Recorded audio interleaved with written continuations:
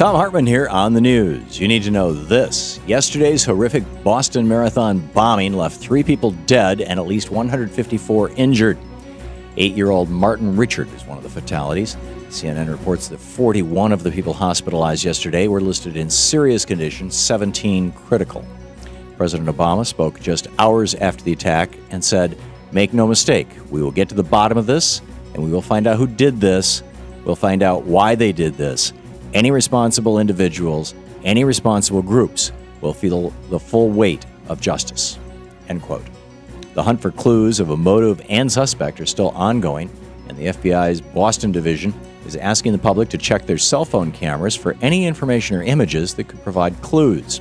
Conflicting news reports circulated quickly after yesterday's attack, and authorities said they are still speaking with witnesses and reviewing evidence collected at the scene. The Boston Marathon is the world's oldest annual marathon, dating back to 1897, and it's historically been a celebratory event for Massachusetts. Organizers say the marathon will take place again next year, but it will be forever changed after yesterday's tragedy. One thing is for sure, we must find the person or persons responsible and bring them to justice. Until then, let's come together as a nation and support those who need us now. Our thoughts and prayers are with everyone impacted by yesterday's horrible events. In screwed news, the Stock Act was enacted last year to expose elected leaders who use insider information for their own financial gain. During the past week, as many Americans were occupied putting the final touches to their taxes, Congress repealed the legislation that required our leaders to disclose information about their stock trades online. Although Congress can't seem to agree on anything, the repeal of the Stock Act cleared the chamber unanimously in less than 30 seconds.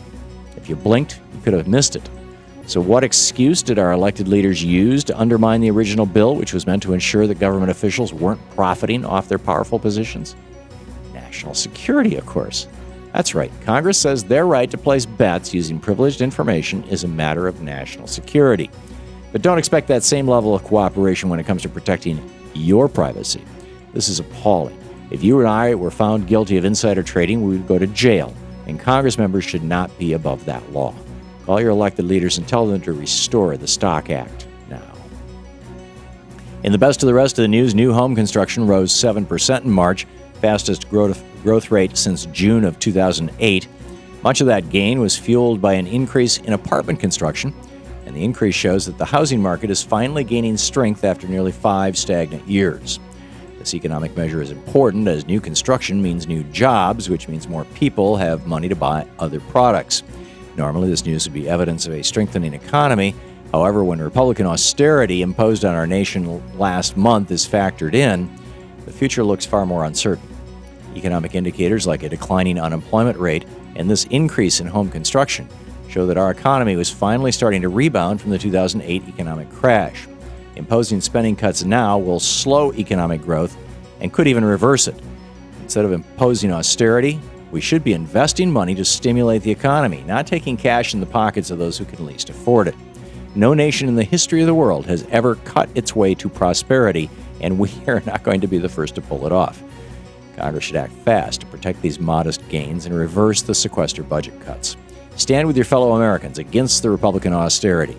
Join the fight at no-cuts.com. The most infamous phrase uttered during the 2012 election was Mitt Romney's 47% comment. And according to the Think Progress blog, Representative Rob Woodall apparently didn't get the message that half of our nation doesn't appreciate being called lazy, greedy moochers. At a town hall meeting last month, Representative Woodall doubled down on Romney's 47% remarks, saying, "You know, folks mock Mitt Romney for what he said, but he's right." He even went on to say that low-income people need to have some skin in the game, as if people struggling to make ends meet don't care about politics enough because they're not invested enough. This is all part of the GOP ploy to keep the rich rich at the cost of the poor who are struggling to survive. When you're busy figuring out how to pay rent and put food on the table, it's hard to find time to fight back against these kinds of tactics. Perhaps Congressman Woodall doesn't remember how Americans reacted to being called lazy by Mitt Romney, but hopefully voters in his district will soon remind him. And finally, they say that men are from Mars and women are from Venus. Well, perhaps that would explain the results of a recent study. According to a research published in the journal PLOS ONE, men really do have trouble interpreting women's emotions.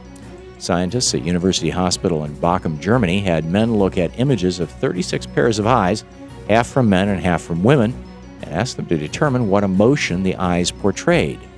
The men had a much more difficult time correctly guessing the emotion from women's eyes and actually took longer to interpret female expressions. Scientists also found the region in men's brains tied to emotion was more responsive when reacting to the eyes of other men. So it may be a cliche to say that men just don't understand women, but it turns out it's a cliche that's supported by science. And that's the way it is today, Tuesday, April 16th, 2013. I'm Thom Hartmann on the news.